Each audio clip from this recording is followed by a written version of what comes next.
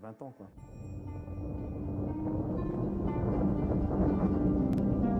Bien connaître les objets qui gravitent dans la ceinture d'astéroïdes est un enjeu majeur pour notre propre sécurité. Régulièrement, des fragments nous atteignent, plus de 100 000 tonnes chaque année. Ce sont des météorites, des objets pour la plupart de petite taille. Mais il arrive que de plus gros passent entre les mailles du filet.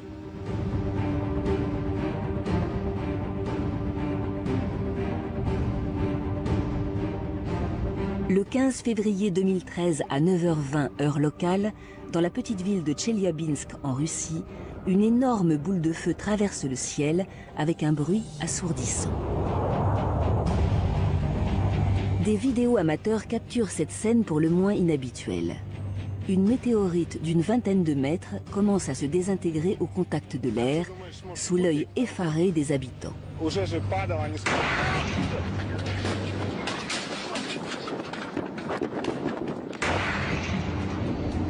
Une explosion de 30 fois la puissance de la bombe atomique d'Hiroshima l'a fait soudain voler en éclats à 5000 mètres d'altitude. L'onde de choc détruit d'innombrables bâtiments et fait plus de 1000 blessés. L'un des plus importants débris de la météorite a pu être retrouvé quelques mois plus tard. Un gros caillou d'environ 1 mètre de diamètre et de 570 kilos qui, bien heureusement, a fini sa course dans un lac.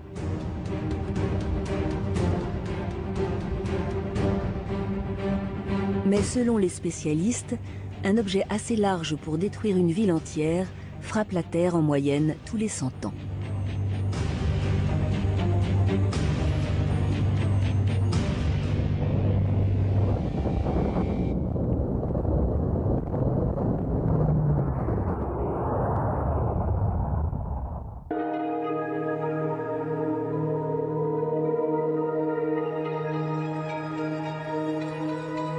À présent, près de 10 000 astéroïdes ont été détectés dans le voisinage proche de la Terre.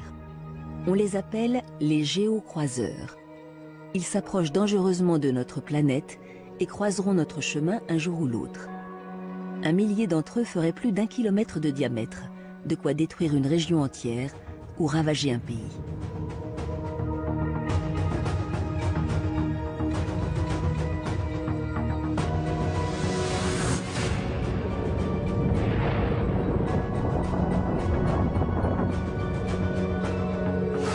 Partout dans le monde, les spécialistes se mobilisent pour mieux anticiper la menace.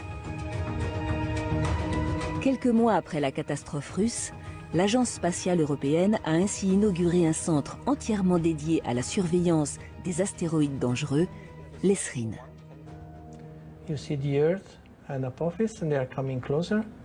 Depuis mai 2013, c'est ici, à Frascati, dans la banlieue de Rome, que sont centralisées les observations recueillies sur toute la planète. Objectif, mieux caractériser la menace. Regardons un peu les autres. Allons voir sur la page des risques. Voilà, ici c'est la liste depuis 8 jours. Et ça c'est le plus gros, 1 kilomètre. Ettore Perozzi est l'un des coordinateurs du programme. Avec ses collaborateurs, il effectue quotidiennement des calculs complexes pour anticiper le plus précisément possible la trajectoire des géocroiseurs. Une mission délicate, car si les planètes de notre galaxie tournent de manière régulière autour du Soleil, les astéroïdes, eux, suivent parfois des chemins beaucoup plus irréguliers.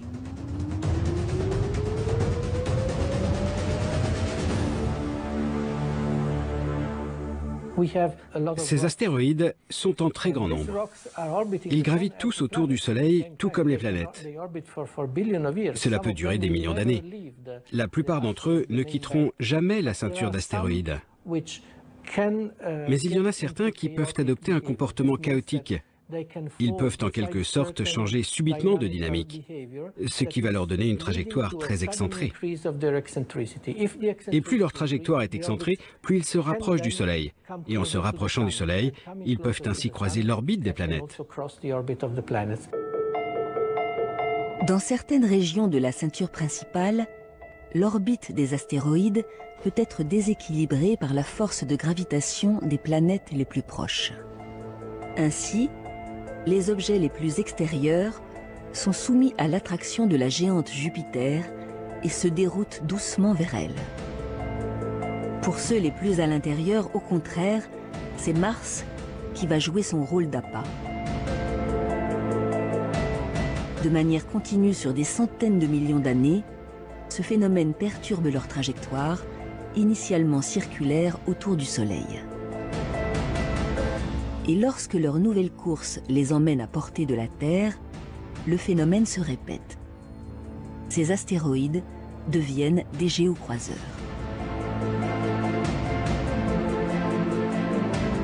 Le risque de les voir chuter est alors maximal.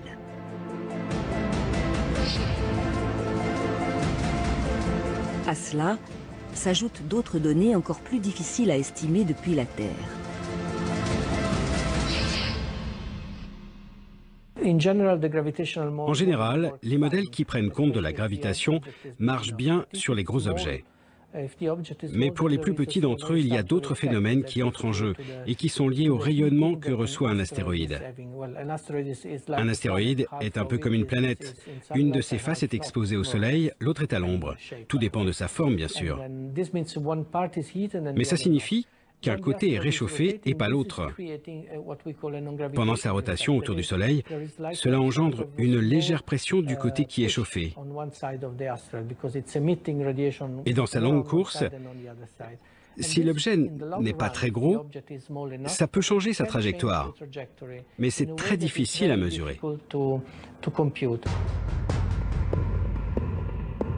De leur distance au Soleil et aux autres planètes, en passant par leur vitesse de déplacement, d'innombrables données sont entrées dans les logiciels informatiques pour tenter de mesurer le risque le plus précis possible sur les 100 ans à venir.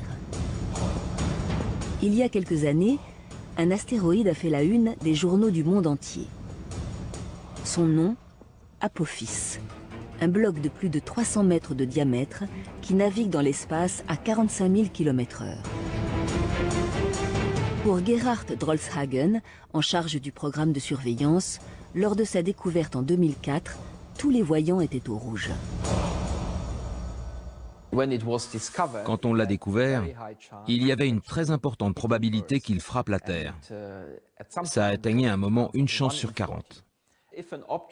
Et le danger, c'est que si un objet de cette taille, environ 300 mètres ou plus, touchait la Terre, cela causerait une catastrophe régionale. On peut imaginer qu'un pays comme la France ou l'Allemagne soit complètement détruit. Et cela causerait des dommages dans toute l'Europe si cela venait à se produire.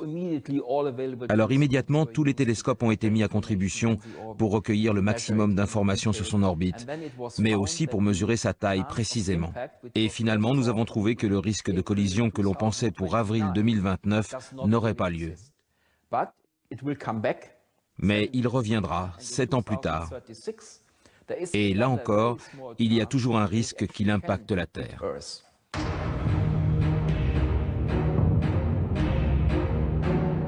En 2036, Apophis doit à nouveau frôler la Terre et raviver ainsi la crainte.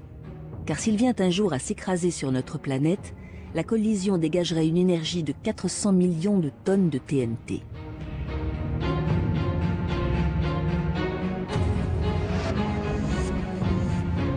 Mais heureusement, pour l'heure, le risque d'impact a été revu à la baisse. Il serait désormais d'1 sur 1 million.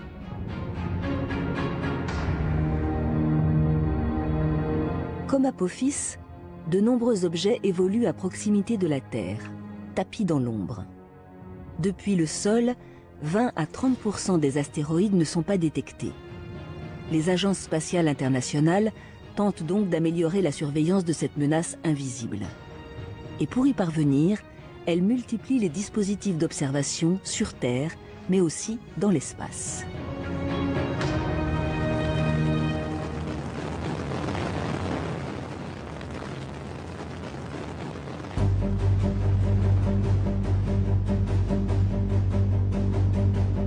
En Europe, le satellite Gaia, et avant lui, Hayabusa, la sonde japonaise.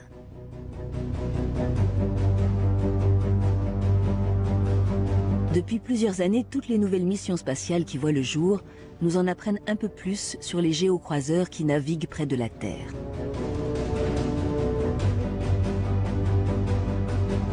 En 2009, à la NASA, les scientifiques du Jet Propulsion Laboratory lancent la mission WISE.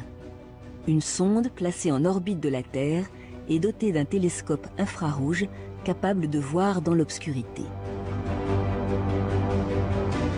À ce jour, elle a détecté 34 000 nouveaux astéroïdes dans la ceinture principale et 135 géocroiseurs au voisinage de la Terre. Dans le même temps, d'autres chercheurs tentent d'anticiper les dégâts que provoquerait une collision.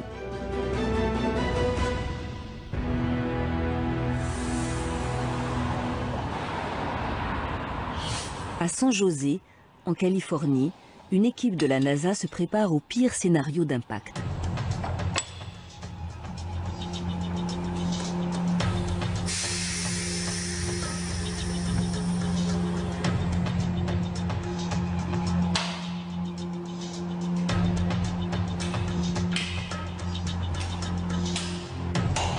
Ce dispositif de plus de 4 mètres de haut a été surnommé le Big Gun, le pistolet géant.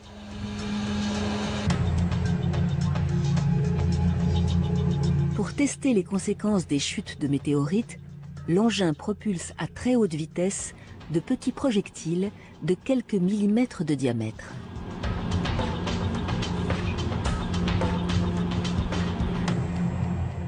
Depuis 33 ans qu'il fait ses armes ici, Peter Schultz est devenu l'expert en balistique des cratères.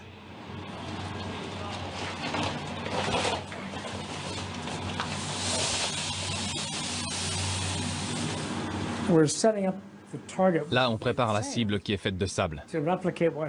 Ça nous permet de reproduire ce qu'il se passe quand on provoque un impact à très grande vitesse. Normalement, ça pulvérise tout. On peut faire ça à petite échelle, mais ça nous aide à comprendre le phénomène à plus grande échelle. Pour ce premier tir dans le sable, le chercheur veut mesurer la puissance de l'onde de choc qui ravagerait la surface de la Terre si un objet venait s'écraser à grande vitesse.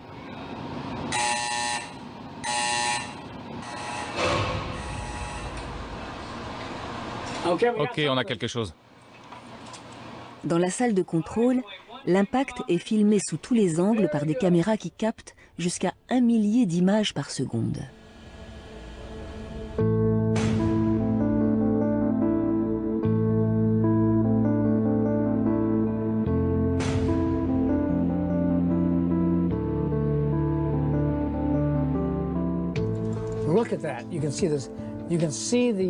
Regardez ça. Vous voyez toute cette matière qui s'échappe, tout ça c'est brûlant. Et ici, la matière a été projetée comme ça, vers l'avant. Ça a été tellement chauffé que des grains de sable sont entrés en fusion.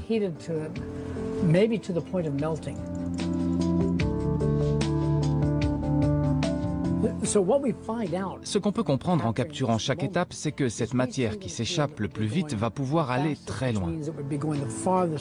Donc même pour un impact avec un angle de 45 degrés, il faut s'attendre à beaucoup de matière qui s'échappe et qui touchera de larges territoires à la surface de la Terre.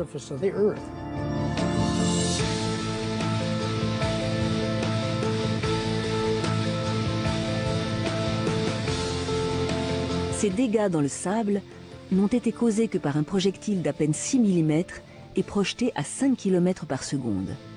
C'est la vitesse de croisière de certains astéroïdes qui nous frôlent.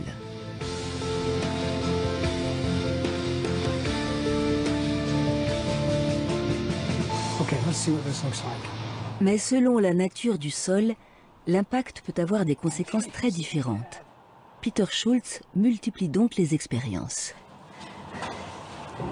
Ça, c'est un beau cratère. Le test va être reproduit avec un bloc de pierre. Une manière de vérifier ce qu'il se passerait si le projectile percutait un territoire rocheux.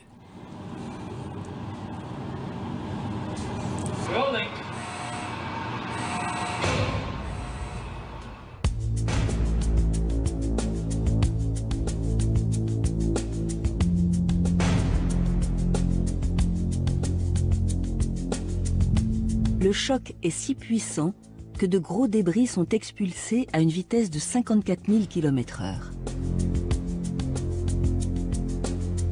Et au point d'impact, la température atteint plus de 300 degrés.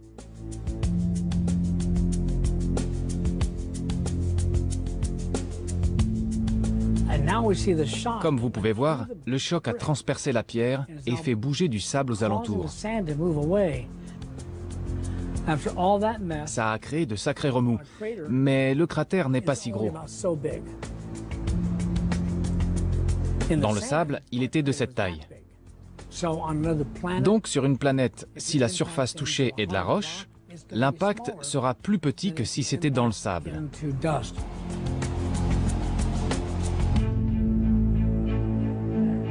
Les résultats de ces expériences menées à petite échelle peuvent être transposés aux conditions réelles. Ainsi, en fonction de la taille d'une météorite, mais aussi de l'endroit où elle tomberait, des mesures préventives pourraient être prises, comme évacuer les populations aux alentours du point d'impact.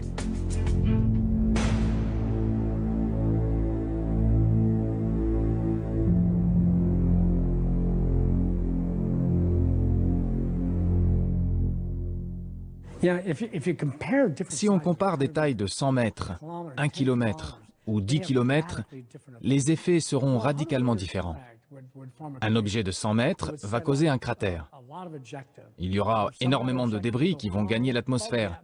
Les plus gros d'entre eux retomberont, mais toute cette matière va créer d'énormes nuages qui occulteront le soleil temporairement dans certaines régions. Mais les choses s'arrangeront.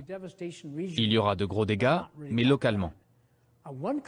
Un impacteur de 1 km, un objet aussi gros, là on parle de sérieux problèmes. Rien qu'en entrant dans l'atmosphère, il y aura de gros effets. Et puis, imaginez le cratère. 15 à 20 km minimum. Des gros débris seront envoyés jusqu'à des milliers de kilomètres de l'impact. Et si ça tombe dans l'océan, là il faut s'attendre à un tsunami de grande ampleur. Mais ce n'est pas pire qu'un astéroïde de 10 km. Un objet de 10 km, là on a affaire à un vrai tueur. Ça sera une catastrophe globale majeure. Des comme ça peuvent frapper tous les 100 millions d'années.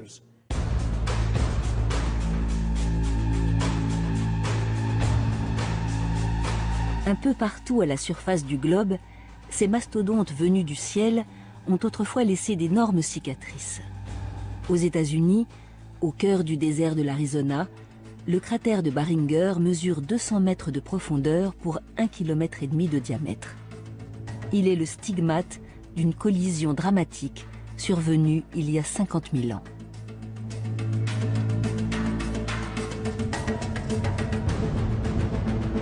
Non loin de là, le cratère du Yucatan est enfoui sous les sédiments et les eaux dans le golfe du Mexique. Il y a 65 millions d'années, une météorite de 10 km a frappé la Terre de plein fouet. Elle engendra des tsunamis et des catastrophes climatiques globales. 60% des espèces vivantes furent alors anéanties. Et le cataclysme sonne à la fin de l'âge des dinosaures.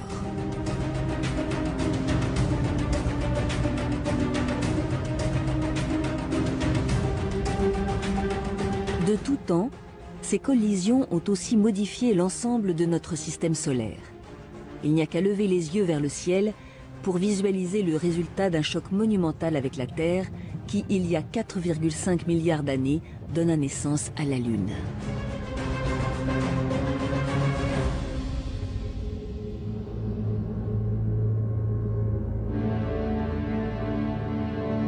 Ces catastrophes passées nous rappellent à quel point nous sommes vulnérables face à ces cailloux tombés du ciel. Mais comment l'humanité peut-elle se protéger? Que faire pour survivre à un impact annoncé? Depuis plusieurs années, la communauté scientifique se mobilise. Son objectif? Mettre au point des dispositifs capables de dévier la course d'un astéroïde tueur. Fin 2013, l'Organisation des Nations Unies a même constitué une équipe de spécialistes chargés de réfléchir aux scénarios les plus réalistes. Jean-Yves Prado, ingénieur au CNES, est l'un d'entre eux. La seule chose qu'on puisse faire pour un astéroïde, pour modifier les conditions et les éviter les conditions d'impact, c'est soit de l'avancer, soit de le retarder. par rapport au moment où théoriquement il passerait près de la Terre. Donc pour ça, les moyens qu'on peut envisager, c'est des moyens brutaux, c'est-à-dire qui délivrent une impulsion forte mais très brève, dont l'effet se fait sentir évidemment au bout de peut-être plusieurs années, ou alors, au contraire, une impulsion qui est plus continue, mais qui est beaucoup plus faible. Des dispositifs dignes des meilleurs romans de science-fiction sont à l'étude. Certains imaginent une sonde capable de dévier un astéroïde par gravité, ou encore l'utilisation d'un laser ultra puissant permettant de pulvériser un bloc rocheux en débris inoffensifs. D'autres envisagent quant à eux de modifier la course d'un objet céleste grâce à de gigantesques panneaux occultant la lumière du Soleil.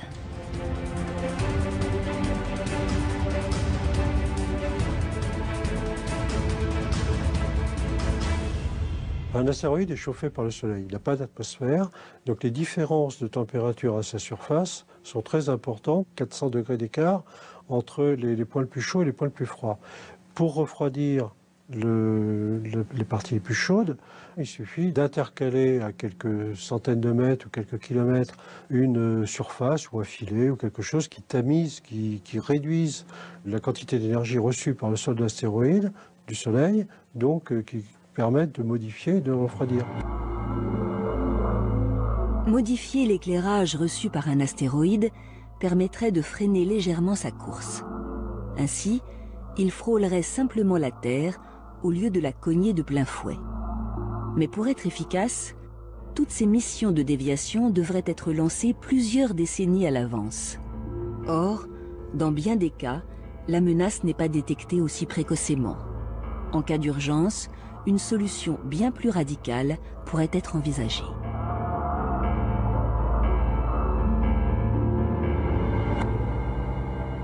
La seule méthode, très violente, pour laquelle on peut penser qu'elle est la solution à tous les problèmes d'impact, c'est de faire exploser à proximité de l'astéroïde une bombe nucléaire, ou plusieurs, si compte tenu de la taille de l'astéroïde. Évidemment, ça pose des problèmes éthiques et juridiques, puisque l'envoi dans l'espace d'éléments nucléaires est interdit par tous les traités internationaux des Nations Unies. Pour l'heure, l'usage d'une telle bombe atomique n'est pas l'option retenue, tant les risques d'une telle mission seraient importants. Mais un autre dispositif plus prometteur est aujourd'hui sérieusement étudié. Il s'agit de ce que l'on appelle un impacteur cinétique. Son principe, percuter un astéroïde à plus de 30 000 km/h.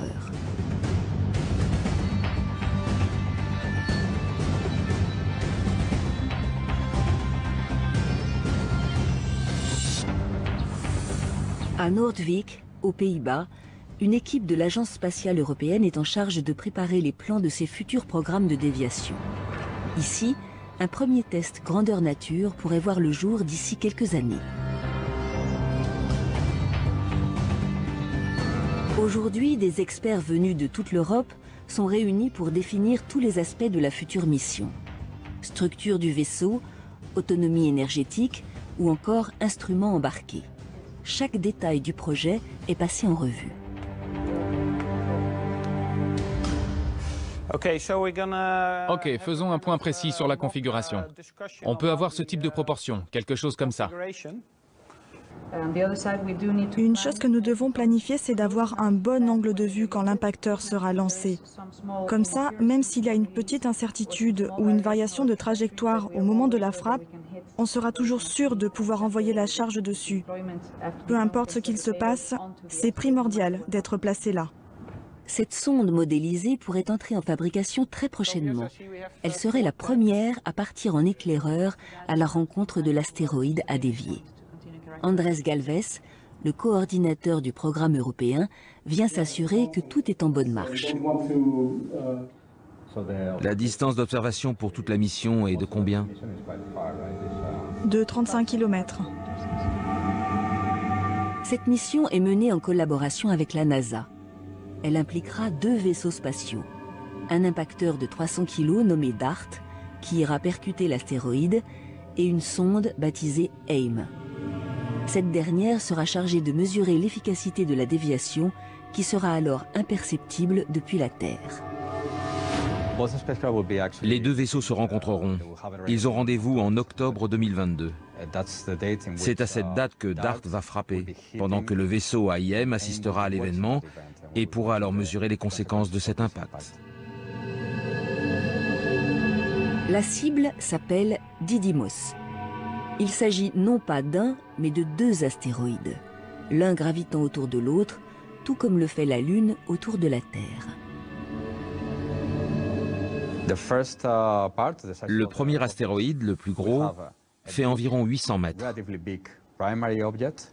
Il sera facile à repérer pour les caméras du vaisseau spatial. Et puis il y a le plus petit, il fait 150 mètres. Il a une taille suffisante. Il est assez gros pour qu'on puisse ajuster le tir et le frapper, mais aussi suffisamment petit pour envisager de changer sa trajectoire de façon notable. Le plus gros objet servira donc de point de repère pour mesurer la déviation.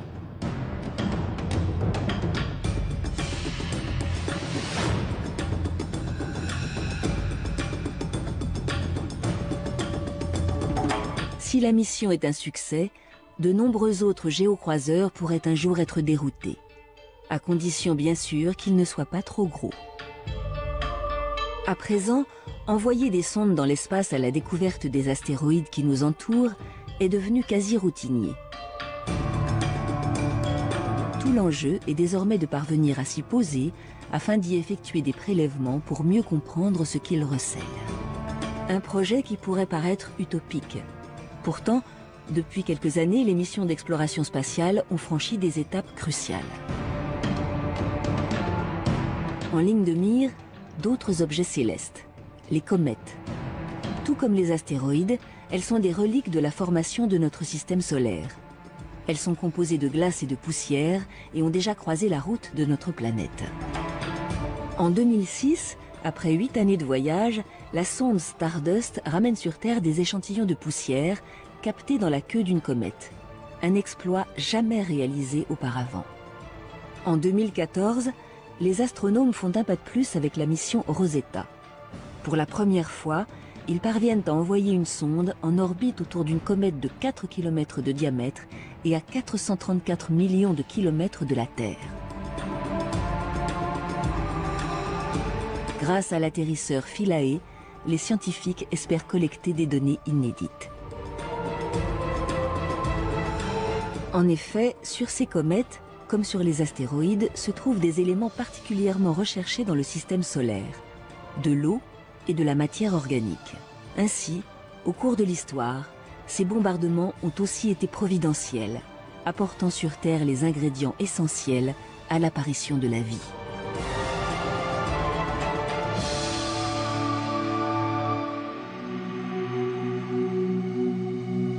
Connaître la composition de ces objets pourrait permettre de comprendre l'évolution de notre planète, de l'apparition des océans à celle des premières bactéries.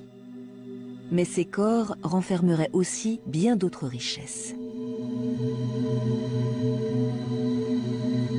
Pour les étudier, les scientifiques disposent d'échantillons à portée de main, des météorites ramassés aux 4 coins du monde.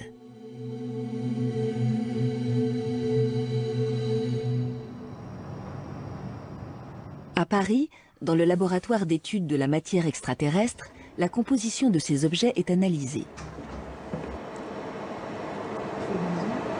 Cet appareil haute technologie s'appelle la NanoSIMS. Elle permet de dresser une cartographie complète des éléments chimiques qu'ils contiennent.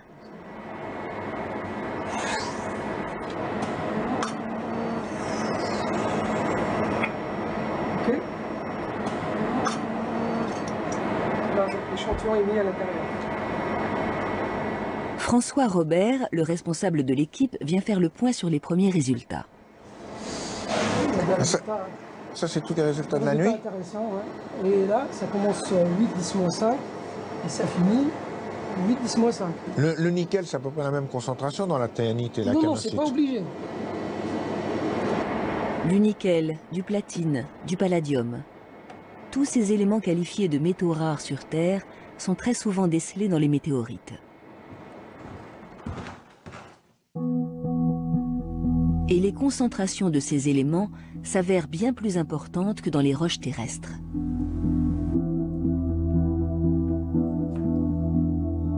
Cet échantillon conservé au laboratoire en est la preuve. Donc ça, c'est une météorite de fer. On la reconnaît bien, elle a des structures tout à fait particulières. Et on voit très très bien ici les entrecroisements des minéraux métalliques. Ces deux formes minéralogiques du nickel qui forment ces figures qui sont très caractéristiques. Sur la Terre, il n'y a aucun caillou qui ressemble à ça.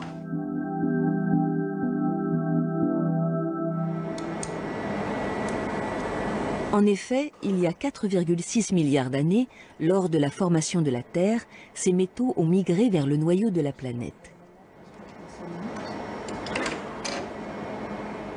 Aujourd'hui, le métal qui est contenu dans les météorites, il est au centre de la Terre. Il n'y a pas beaucoup de métaux précieux sur la Terre, parce que tous les métaux précieux vont avec le métal liquide. Donc, quand le noyau de la Terre s'est différencié, il a coulé au centre, et il a emmené avec lui tous les métaux précieux. L'or, le platine, le palladium, le ruthénium, tout ça est au centre de la Terre aujourd'hui. Donc c'est pour ça qu'ils sont précieux d'ailleurs, parce qu'on ne les trouve pas beaucoup à la surface.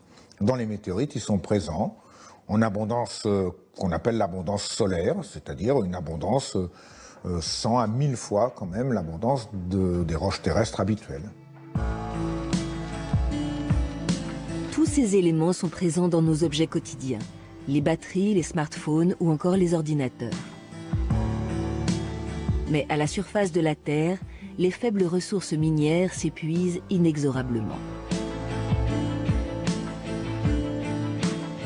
Une solution serait donc de pouvoir les exploiter directement dans les astéroïdes.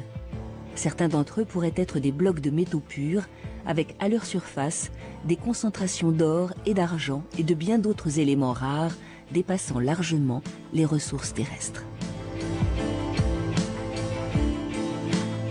Aux États-Unis, plusieurs jeunes start-up se sont lancés dans ce bon filon.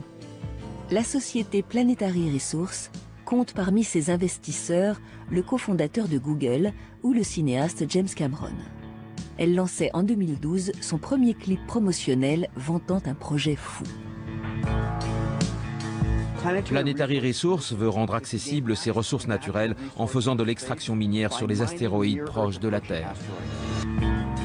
Installer des mines sur un astéroïde pour en exploiter le métal et le commercialiser sur Terre, cette entreprise n'est pas la seule à y penser.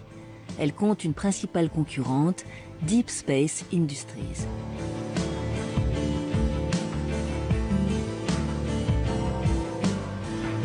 Elle a été créée début 2013 par un ancien astronome et ses locaux côtoient le campus technologique de la NASA en Californie. Une dizaine d'ingénieurs travaillent sur ces projets faramineux, parmi eux Daniel Faber, responsable du développement des futures missions. Ce sera vraiment un business incroyable. La raison à cela, c'est que les ressources qu'on peut trouver sur ces astéroïdes représentent plus de matière que tout ce qui a déjà été exploité à présent à la surface de la Terre. Sincèrement, une fois que les infrastructures pour y accéder seront construites, il y aura un énorme boom. Tout ce marché va faire des gens millionnaires, et même les premiers trillionnaires. Ce qu'on va faire, c'est choisir certaines classes d'objets, ceux qui possèdent les matériaux qu'on recherche, mais aussi ceux qui sont le plus près de la Terre, et donc plus accessibles et plus économiques. L'exploitation des ressources contenues dans 1 km³ d'astéroïdes pourrait rapporter 5 000 milliards de dollars.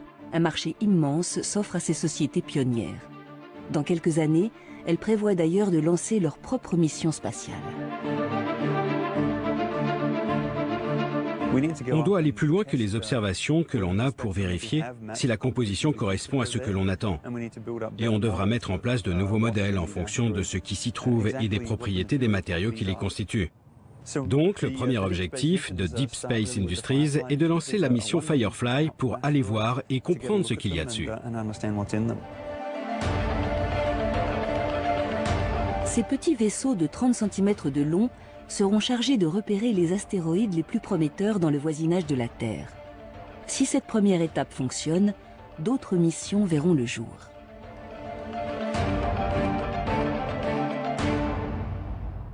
Ensuite, on lancera la mission Dragonfly. Cette fois, il s'agira d'aller prélever des échantillons et d'être capable de ramener des morceaux entiers sur Terre. Par la suite, on travaillera avec des morceaux de plus en plus gros. Au-delà de ça, on pourra passer à la phase d'extraction et en ramener des milliers de tonnes. Mais pour que ces astéroïdes deviennent le nouvel Eldorado tant attendu, il faudra parvenir à dépasser un obstacle de taille, le coût exorbitant des missions. Il se chiffre en milliards de dollars. À l'avenir, tout l'enjeu est de minimiser les dépenses liées au décollage depuis la Terre.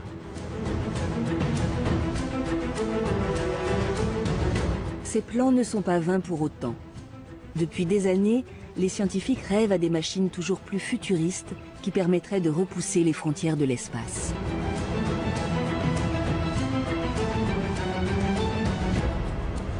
Pour Christophe Bonal, expert au CNES, s'affranchir de la gravité est un enjeu fondamental pour les futures missions spatiales.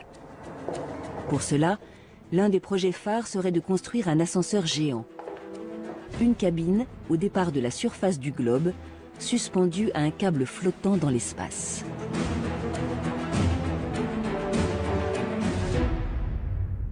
Le concept, c'est pas on monte pas une tour depuis la surface du globe jusqu'à l'orbite. Au contraire, ce qu'on fait, c'est on place un gros satellite géostationnaire. Donc géostationnaire, c'est-à-dire qui semble fixe par rapport à la Terre, qui tourne en même temps que la Terre, donc à 36 000 km d'altitude, au-dessus de l'équateur. Voilà. Et à partir de ce satellite géostationnaire, on fait descendre un câble qui va descendre jusqu'à la surface du globe. À la surface du globe, on l'accroche, par exemple, sur une plateforme pétrolière. Ce câble, qui mesure pas moins de 36 000 km de long, est extrêmement lourd. À cause de la gravité terrestre qui l'attire vers la surface, il ne pourrait pas rester tendu en altitude bien longtemps. Pour éviter qu'il ne tombe, un objet suffisamment massif et placé hors de portée de l'attraction de la Terre pourrait être utilisé pour faire le contrepoids. Toute la question aujourd'hui, c'est qu'est-ce qu'on met comme contrepoids? Certains ont proposé de mettre un petit astéroïde, par exemple, comme contrepoids, de manière à garantir que le centre de gravité de l'ascenseur spatial soit au bon endroit.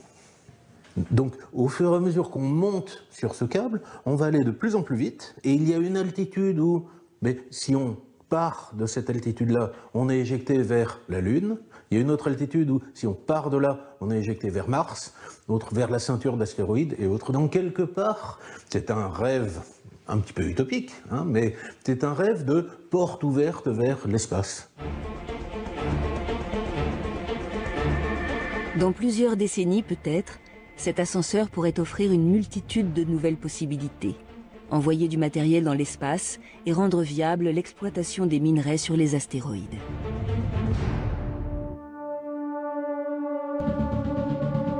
Une autre étape fondamentale de la conquête spatiale serait de transporter des hommes jusqu'à ces corps lointains. Ce rêve est déjà à portée de main de la première puissance du monde. We'll start by sending astronauts to an asteroid for the first time in history. Aujourd'hui, l'agence spatiale américaine a mis au point un scénario bien huilé pour que des hommes puissent fouler le sol d'un de ces objets d'ici 2025. La mission comprendra plusieurs étapes.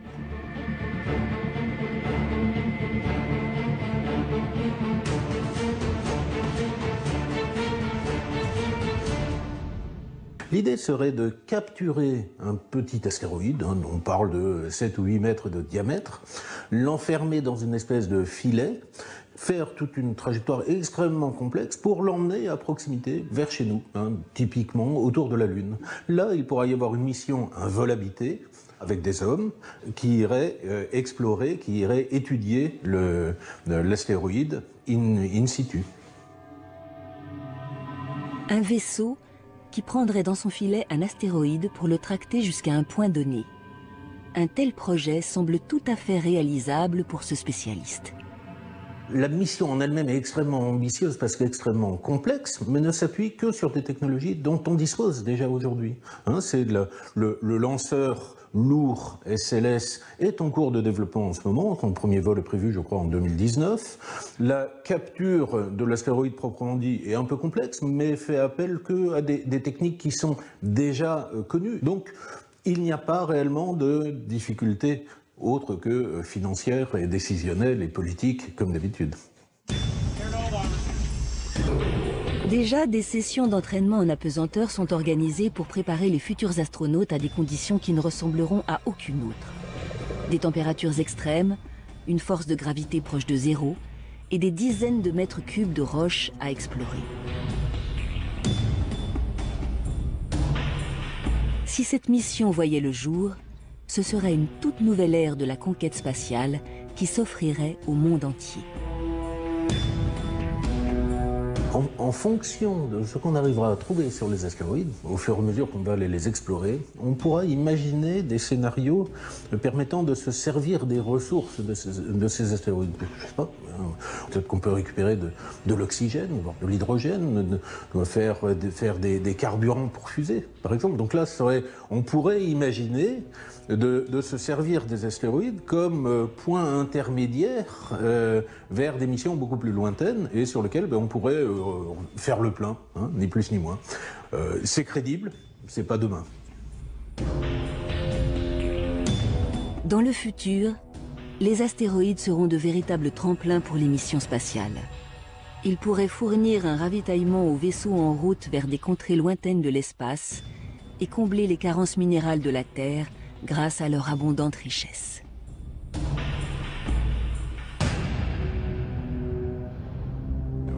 Avec tout ce qu'on peut trouver sur ces roches, du carburant, du métal et de l'oxygène, on pourrait changer l'économie et faire du business dans l'espace.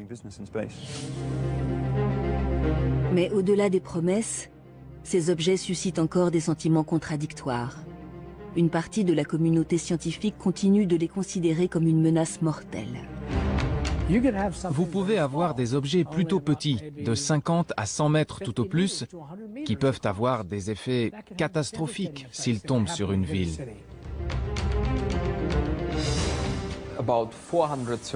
Environ 430 géocroiseurs sont connus et pourraient potentiellement frapper la Terre dans les 100 prochaines années. Aujourd'hui, malgré une surveillance accrue des astéroïdes, le risque zéro n'existe pas.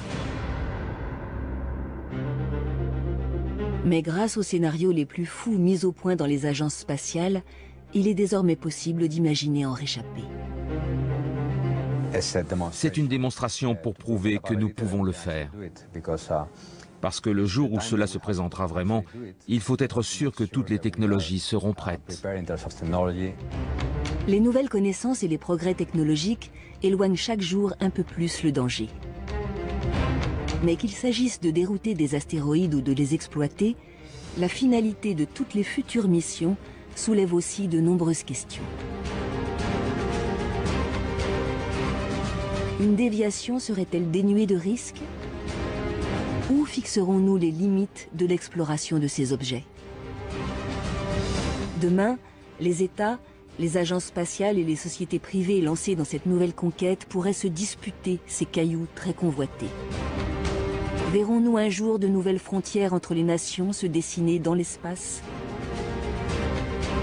Ce sont ces enjeux éthiques, économiques et technologiques qu'il faudra dépasser à l'avenir pour faire de ces astres terrifiants le nouveau Graal.